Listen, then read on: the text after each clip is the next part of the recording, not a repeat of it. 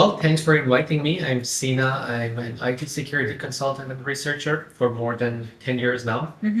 I have working in different fields like fintech, telecommunication, and recently I moved to healthcare and digital health. And I have published my research in Black Hat even in the previous years. This year, the talk I had was about the DICOM protocol, and this protocol is used for medical imaging. By medical imaging, I mean, like, for example, CT scan, MRI, X-ray, these are medical imaging.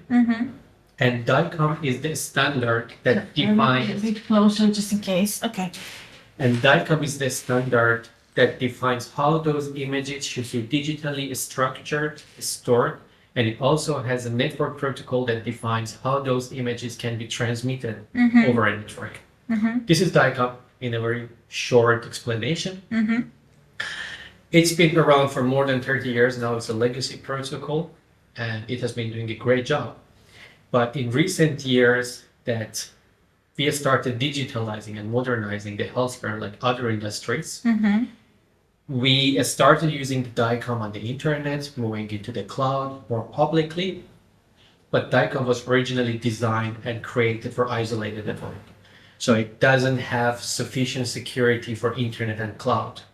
But now it's used on the cloud without proper security upgrading. And that's the reason why we have this information leakage and this shift towards this digitalization and modernization that is started by big hospitals, big players in this industry. Okay.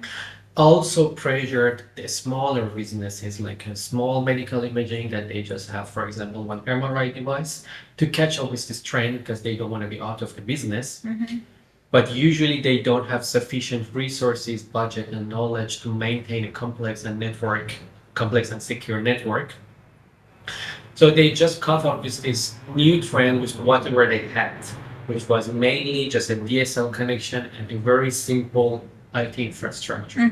So they just expose their DICOM infrastructure to the internet with the simple DSL connection they have in their office without any security, without any protection. Okay. And now we have this enormous number of records, personal and health information on the internet.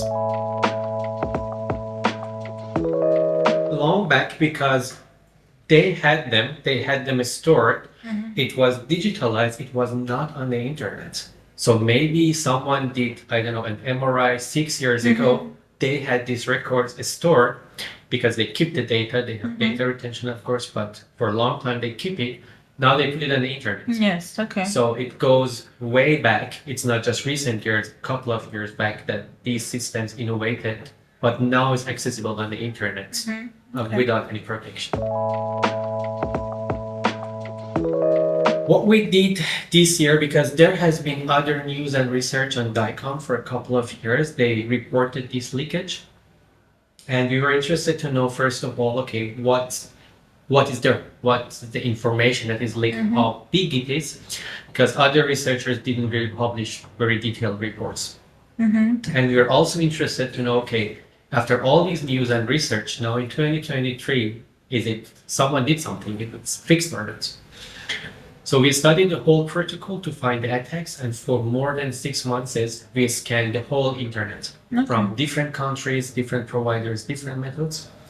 And finally, we removed whatever was not relevant because there are some honeypots, there are some staging and demo environments belonging to the vendor, and even these technologies and protocol used for animals. So many of the records on the internet belong to cats and dogs. Okay. We removed them.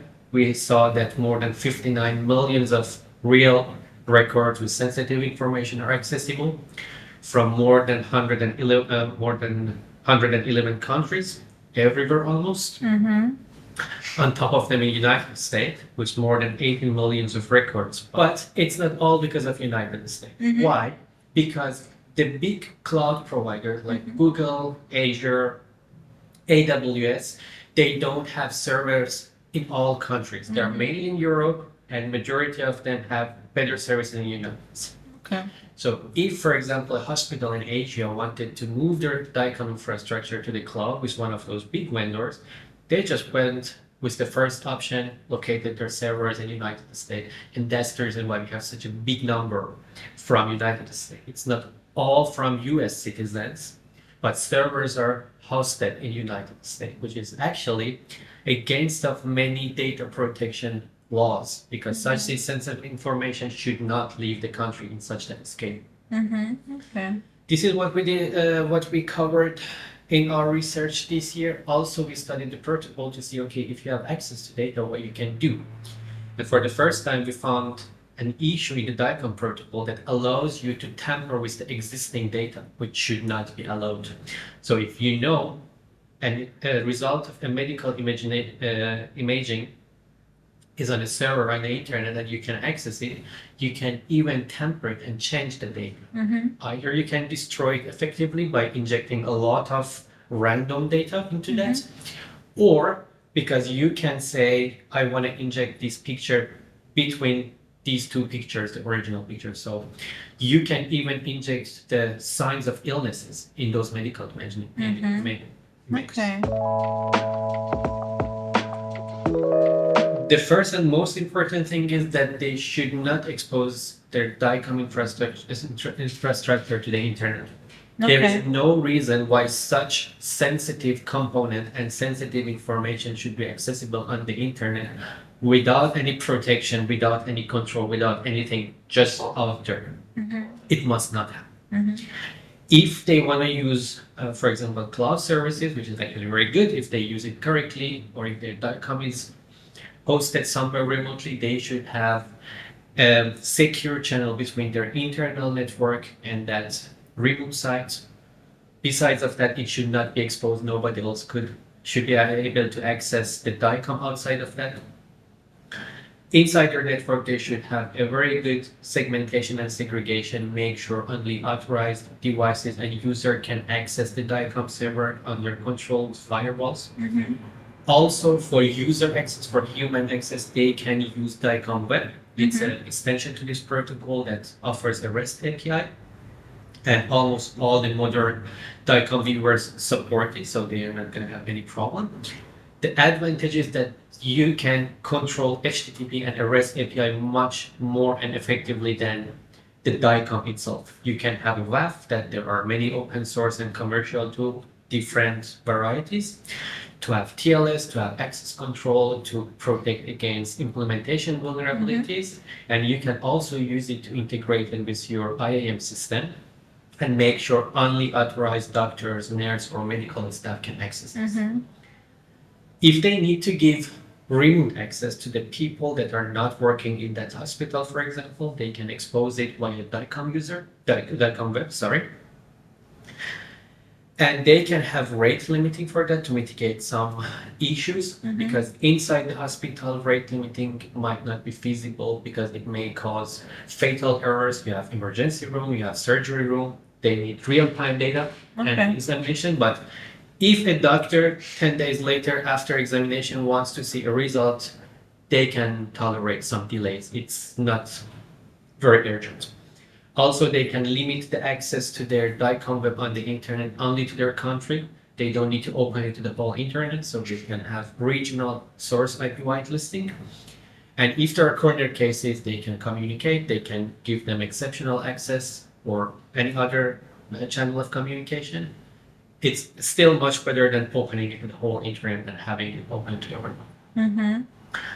This is what they can do actually to harden their setup.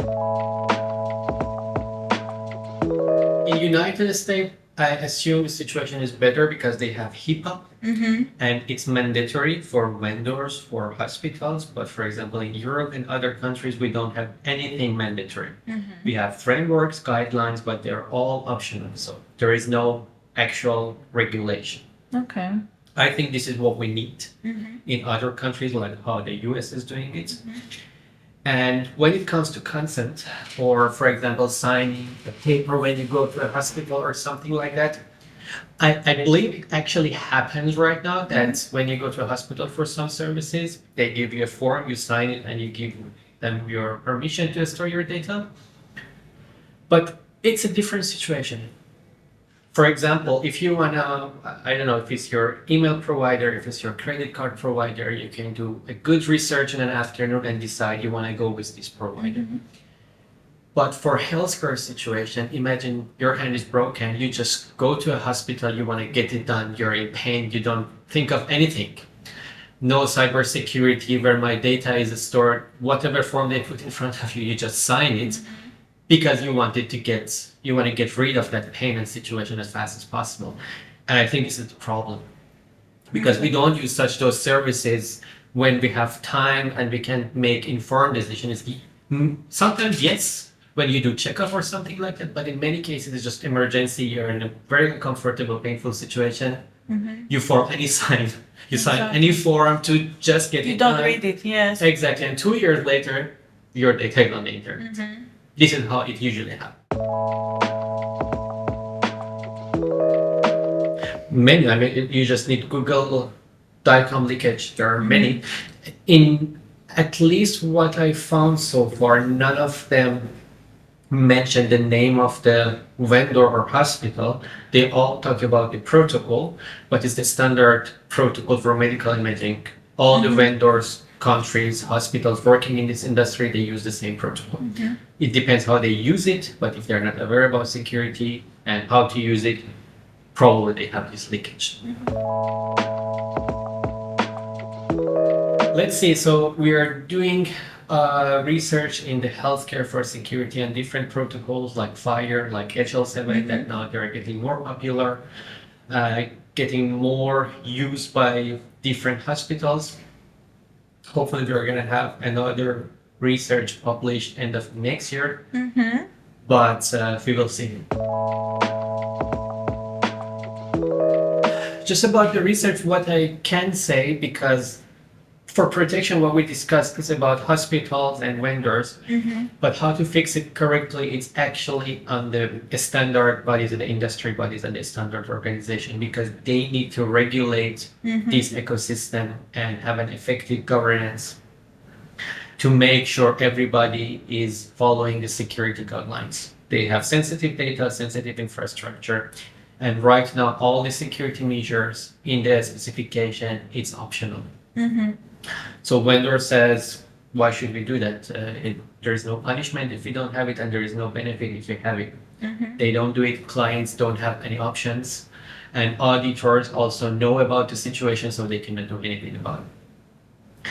There should be an effective governance. It takes time, like what we had in telecommunication, for example.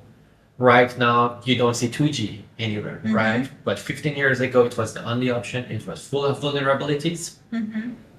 3GPP, other standard bodies in the telecommunication started enforcing this change to upgrade, and now 2023 we have only 4G and 5G with good security and better services.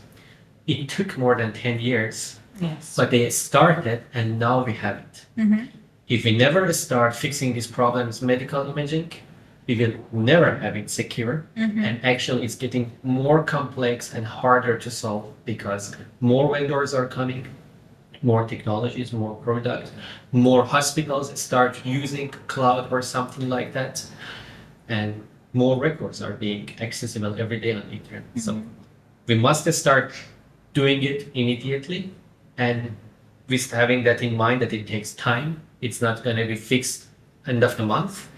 Takes time, governance, effort, but it will work, as we saw in other industries that we overcame the similar challenges over the time with governance, and there's going to be a result for that. This is what should happen.